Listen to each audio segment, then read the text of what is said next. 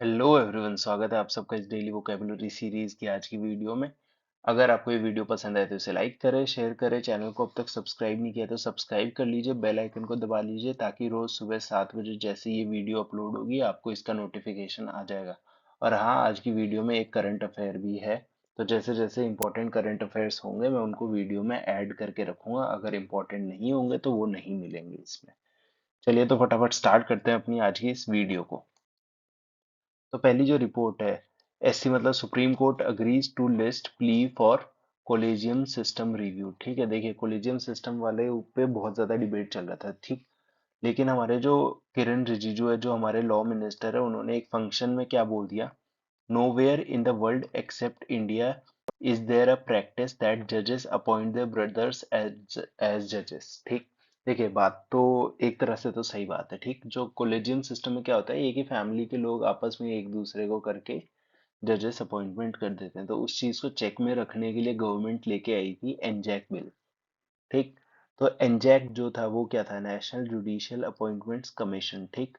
तो ये एनजैक लाई थी, लेकिन इसको सुप्रीम कोर्ट ने वॉइड एबनीशियो बता दिया था कि मतलब कि ये स्टार्टिंग से ही वॉइड है, मतलब किसी काम का नहीं है, तो इसको स्ट्रक डाउन कर दिया गया था। तो अभी फिर से इसके ऊपर थोड़ा थोड़ा रिव्यू चल रहा है। तो सुप्रीम कोर्ट ने अब अग्री कर लिया है फाइनली कि आप इसके ऊपर एक प्ली रख सकते हो, हम इसके ऊपर थोड़ा सुन लेंगे। ठीक। तो मुझे उम्मीद है ये आपको समझ आ गया होगा। हमारा जो वर्ड है वो हम यहाँ पे देखेंगे अभी।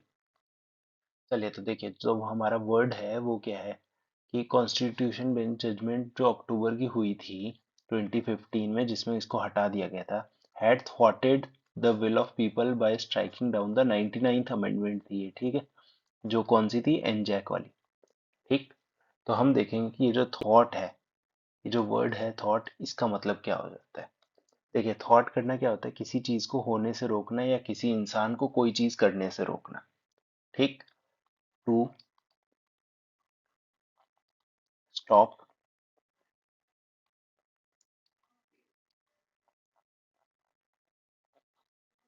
समथिंग फ्रॉम हैपनिंग, किसी चीज को होने से रोकना, है ना। या फिर और समवन फ्रॉम डूइंग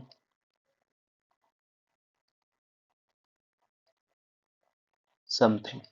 ठीक। तो जो मैंने बोला वही चीज लिखी हुई है कि कोई चीज को होने से रोकना, है ना, स्टॉप करना, या फिर किसी इंसान को कुछ करने से रोकना। ठीक। तो आसान सी चीज है, ये होता है किसका, थॉट का मतलब। अब ये कौन सा पार्ट ऑफ स्पीच है। देखिए थॉट हमारा पार्ट ऑफ स्पीच, क्योंकि इसमें रोका जा रहा है ना, तो ये हो जाएगा हमारा वर्ब। ठीक। आसान है। अब इसके सिनोनिम्स क्या क्या होने लगे। देखिए आप रोक रहे हो, कुछ करने से रोक रहे हो, तो एक तरह से फॉइल हो जाएगा और दूसरा हो जाएगा इम्पीड। ये दोनों क्या है, हमारे सिनोनिम्स है कि इसके, थॉट के। थॉट का मतलब किसी चीज को होने से रोकना या किसी इंसान को कुछ करने से रोकना। बाकी अगर आपको इस वीडियो की पीडीएफ चाहिए तो आप इस टेलीग्राम चैनल को ज्वाइन कर लीजिए, यहाँ पे डेली वीडियो की पीडीएफ्स अपलोड हो जाती है। चलिए तो अब जो नेक्स्ट वर्ड है हमारा वो है shroud of fear Hanks over Punjab. ठीक। तो ये श्राउड क्या होता है, ये एक नया वर्ड है। मतलब आप इसको मतलब होती है कुछ और है इसका। वैसे मैं देखूं तो वोकैब में मीनिंग थोड़ा अलग सा आएगा, लेकिन इस वर्ड को आप यूज कर सकते हो। ठीक।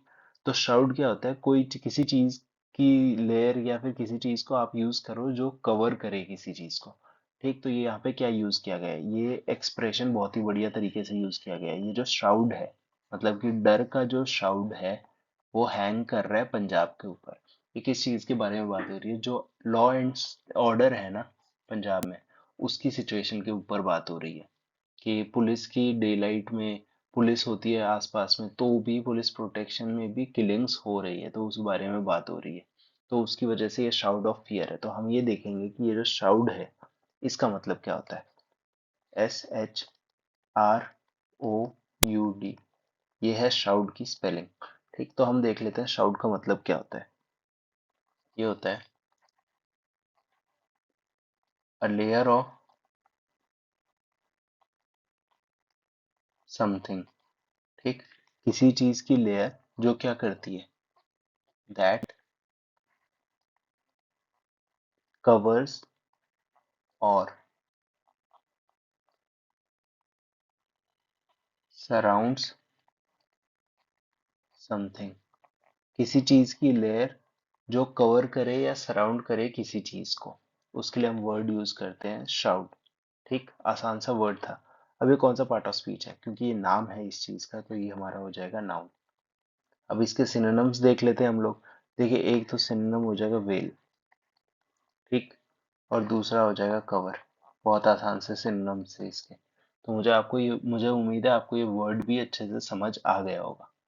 ठीक। अच्छा, एक और क्वेश्चन है, अगर आपको लॉ एंड ऑर्डर कहीं पे लिखा हुआ दिखता है तो उसके साथ आप इज लगाओगे कि आर लगाओगे? अगर पता है तो कमेंट सेक्शन में इसका आंसर बताइए। चलिए, तो जो नेक्स्ट वर्ड है हमारा वो है extreme climate is the new normal. ठीक, अब जो एक्सट्रीम क्लाइमेट्स हो रहे हैं, बारिश हो रही है तो बहुत ज्यादा हो रही है, गर्मी हो रही है तो बहुत ज्यादा हो रही है, ठंड हो रही है तो वो भी बहुत ज्यादा हो रही है। ठीक, तो इसके ऊपर एक रिपोर्ट आ रखी थी, पढ़ सकते हैं आप इस आर्टिकल को अच्छे से। ठीक, तो हमारे यहाँ पे क्या है, एक्सर्प्ट्स फ्रॉम द रिपोर्ट। ये जो एक्सर्प्ट्स है ना, ये करवाने के पीछे बहुत इंपॉर्टेंट रीजन है, क्योंकि ये इंग्लिश का तो आपका बनता ही बनता है, साथ ही साथ रीजनिंग में भी जो हमारे क्वेश्चंस आते हैं ना, कि अगर ये इसका है तो इसका क्या होगा। ठीक, तो समझ रहे हैं, तो उसी हिसाब से एक्सर्प्ट्स आपके दो तरीके से काम आ जाएगा। चलिए, तो एक्सर्प्ट्स का मतलब क्या होता है? देखिए, एक्सर्प्ट्स क्या होता है, कोई स्मॉल पार्ट होता है किसी स्पीच का, बुक का, मूवी का, है ना, किसी भी चीज का अगर आपने एक हिस्सा निकाल लिया तो उसको आप एक्सर्प्ट्स बोल सकते हो। ठीक, तो ये हो गया हमारा to take a small part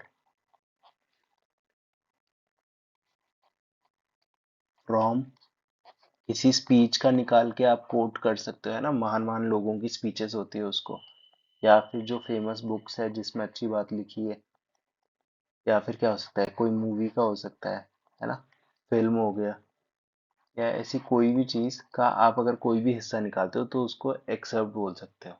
ठीक, उसको और क्या कर सकते हो, in order to publish it separately, कि आप इसको अलग से पब्लिश भी कर सकते हो या बता सकते हो किसी को। ठीक, तो अब ये कौन सा पार्ट ऑफ स्पीच है, ये किसी चीज का नाम है, मतलब ये हम जो भी चीज निकालेंगे उसका नाम है ना, तो ये हो जाएगा हमारा नाउन। ठीक, अब इसके सिनोनिम्स क्या क्या रहने वाले हैं? देखिए, एक सिनोनिम एक्सट्रैक्ट, है ना, ये तो हमें पता है, बचपन से सुनते आ रहे हैं, एक्सट्रैक्ट है किसी चीज का। और फ्रेगमेंट, तो ये दो सिंपल से हमारे सिनोनिम्स है किसके, एक्सर्प्ट्स के। एक्सर्प्ट्स क्या होता है, एक छोटा सा हिस्सा किस चीज का, स्पीच का हो सकता है, बुक का हो सकता है, फिल्म का हो सकता है, या ऐसी किसी भी चीज का हो सकता है जिसको आप अलग से पब्लिश कर सकते हो। ठीक, तो आसान सी चीज है। यहाँ पे क्या था, एक्सर्प्ट्स फ्रॉम द रिपोर्ट, रिपोर्ट में से निकाली हुई चीज है जिसके बारे में हम बात कर रहे हैं। अब जो हमारा वर्ड ऑफ द डे है वो है कॉस्टिक। ठीक, कॉस्टिक क्या होता है, हार्श और कोरोसिव इन टोन, मतलब कोई चीज खराब तरीके से कहना को आप कॉस्टिक बोल सकते हो। ठीक, इसके सिनोनिम्स क्या क्या है, एक्रिड है, विट्रियोलिक है, विरुलेंट है, एसरबिक है, बिटर है। बिटर तो आप समझ सकते हो अच्छे से, इसको आप यूज कैसे करोगे। His caustic comments offended most of the seniors। मान लीजिए कोई दोस्त है या फिर कोई भी बंदा है कॉलेज में या फिर ऑर्गेनाइजेशन में है कोई, उसने बहुत ही कड़वी बातें बोली जिसकी वजह से कौन ऑफेंड हो गया, जो सीनियर्स है, सुपीरियर्स है, वो ऑफेंड हो चुके हैं। ठीक, प्रोनाउंसिएशन आप इधर से देख सकते हो, मुझे उम्मीद है ये वर्ड आपको समझ आ गया होगा।